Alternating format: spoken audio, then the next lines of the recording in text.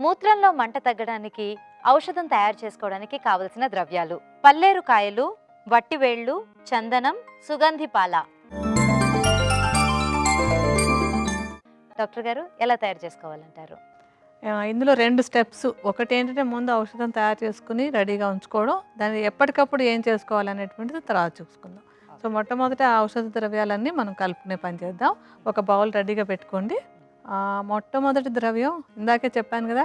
గోక్షుర అని చెప్పి పల్లేరు కాయలనమాట. ఇది మూత్ర సమస్యలు తగ్గించడానికి చాలా బాగా ఉపయోగపడేటువంటి, మనకి రెడీమేడ్‌గా దొరికేటువంటి చాలా ఔషధాల్లో కూడా ఈ పల్లేరు కాయలు ఉంటూ ఉంటాయి. సో, మంచి పల్లేరు కాయలు అవైలబుల్‌గా ఉన్నప్పుడు తీసుకొని, ఎప్పుడు ఏంటంటే మీకు పల్లేరు కాయలు చూర్ణం అని ఎవరో అమ్మినా తీసుకునే కంటే కూడా కాయలు తీసుకొచ్చి మీ అంతట మీరు చూర్ణం చేసుకుంటే కల్తీ సమస్య ఉండదు. అదొకటి దృష్టిలో పెట్టుకోవచ్చు. అవకాశం కుదరకపోతే రెడీగా దొరికిన చూర్ణం తీసుకోండి, కానీ వీలున్నంత వరకు కాయలు తెచ్చుకొని దాన్ని పొడి చేసుకోండి. అయితే మెత్తటి పొడిలాగా చేసుకోవాలని కూడా ఏం లేదు. దాన్ని కొంచెం బరకగా మిక్సీలో వేసుకొని ఒట్టిగా పొడిలా చేసుకున్నా కూడా సరిపోతుందనమాట. సో, ఈ పల్లేరు కాయల పొడిని సుమారుగా ఒక 50 గ్రాముల పరిమాణంలో విడిగా తీసి పెట్టుకోవాలి. ఎప్పుడు గుర్తుంచుకోండి, మేము కొలతలు ఎలా వేసామనేది కాదు, మీకు నేను చెప్పిన కొలత ప్రకారం తీసుకోండి. మేము సుమారుగా వేసి చూపిస్తాం.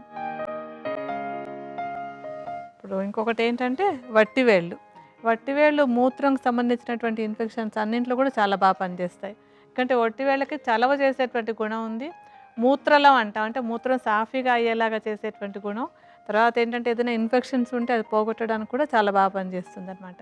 సో, వట్టివేళ్ళను కూడా పొడిలాగా చేసుకోవాలి. వట్టివేళ్ళ పొడిని 25 గ్రాములే. ఇందాక మనం పల్లేరు కాయలు 50 గ్రాములు తీసుకున్నాం కదా! ఇది 25 గ్రాములే తీసుకోవాలి. తర్వాత సుగంధి పాల. సుగంధి పాల అని మామూలుగా దీన్ని మనకి తేలిగ్గా ఎక్కడ పడితే అక్కడ దొరుకుతూ ఉంటుంది. శారిబా అని కూడా అంటాం మేము ఆయుర్వేదంలో చెప్పేటప్పుడు. దీనికి కూడా ఇన్ఫెక్షన్లను తగ్గించేటువంటి గుణం, చలవ చేసేటువంటి గుణం కూడా చాలా బాగుంటుంది. ఇది కూడా తేలికగా దొరుకుతుంది, ఎక్కడంటే అక్కడ దొరుకుతూ ఉంటుంది మనకిది. ఒక మంచి సువాసన కూడా ఉంటుంది, అందుకని సుగంధి పాల అంటారు దీన్ని. దీన్ని కూడా పొడిలాగా చేసుకుని, ఇందాక మనం వట్టివేళ్ళ చూర్ణం 25 గ్రాములు తీసుకున్నాం కదా! అలాగే ఇది కూడా 25 గ్రాముల ప్రమాణంలో తీసుకోవాలి. ఇంకా ఆఖరిది చందనం.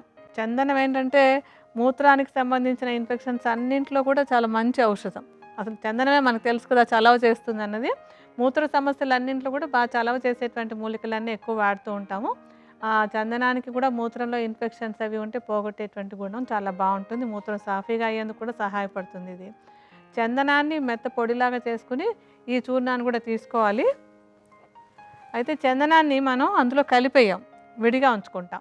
25 గ్రాముల పరిమాణంలో తీసుకుని దాన్ని మాత్రం విడిగా ఉంచుకోండి. ఆ మిగిలినటువంటి 3 ద్రవ్యాలని మనం బాగా కలిపేసుకుందాం. ఏంటంటే ఇప్పుడు ఇంతవరకు మనం ఔషధం రెడీ చేసుకునేటువంటి పని చేసాము. ఎప్పటికప్పుడు ఔషధం తీసుకోవడానికి ఏం చేయాలో ఇప్పుడు చెప్తాను.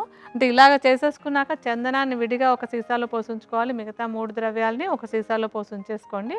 అయితే ఎప్పటికప్పుడు దీన్ని ఎలా తీసుకోవాలో చేసేటువంటి పని కూడా ఇప్పుడు చేద్దాం మనం. స్టవ్ వెలిగించి కడాయి పెట్టుకుందాం. ఇందులో సుమారుగా ఒక పెద్ద కప్పు నీళ్లు, అంటే దాదాపుగా 60-70 మిల్లీలీటర్ల పరిమాణంలో నీటిని పోసుకోవాలి.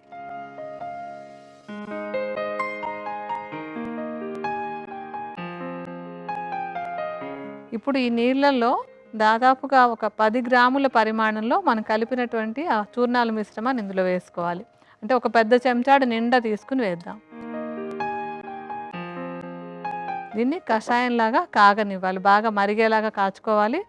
దాదాపుగా సగం నీరు ఎగిరేంత వరకు దాన్ని మనం కాచుకోవాలి.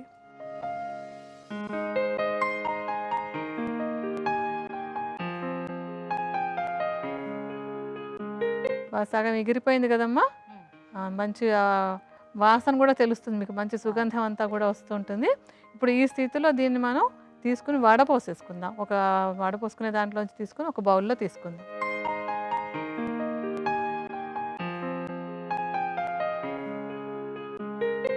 ఇప్పుడు మనం ఇంకా చందనం వేయలేదు కదా, ఆ చందనాన్ని ఒక అర చెంచాడు పరిమాణంలో ఇందులో కలుపుకుందాం.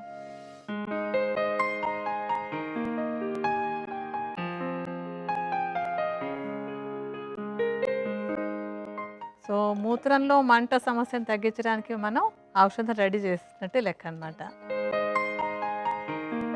ఇప్పుడు ఇప్పుడు ఔషధం అయితే తయారు చేసుకున్నాం. అంటే మామూలుగా మనం నిలవ పెట్టుకునే ఔషధాన్ని తయారు చేసుకున్నాము. ఎప్పటికప్పుడు తీసుకునేటప్పుడు ఎలా తయారు చేసుకోవాలో కూడా కషాయం కాచుకోవడం తెలుసుకున్నాం కదా!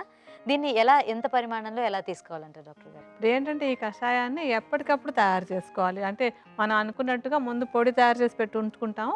ఏ పూటకి ఆ పూట తయారు చేసుకొని ఉదయం ఒకసారి, సాయంత్రం ఒకసారి సుమారుగా ఒక 30-40 మిల్లీలీటర్ల పరిమాణంలో ఈ కషాయాన్ని కనుక తీసుకుంటున్నట్టయితే ఈ మూత్రంలో మంట సమస్య చాలా బాగా తగ్గుతుంది. అంటే దానికి ఏ కారణాలు ఉన్నప్పటికీ కూడా మూత్రంలో ఇన్ఫెక్షన్ ఉన్నా తగ్గుతుంది. లేకపోతే ఏదైనా రాళ్ళ వల్ల సమస్య ఉన్నా కూడా తగ్గుతుంది.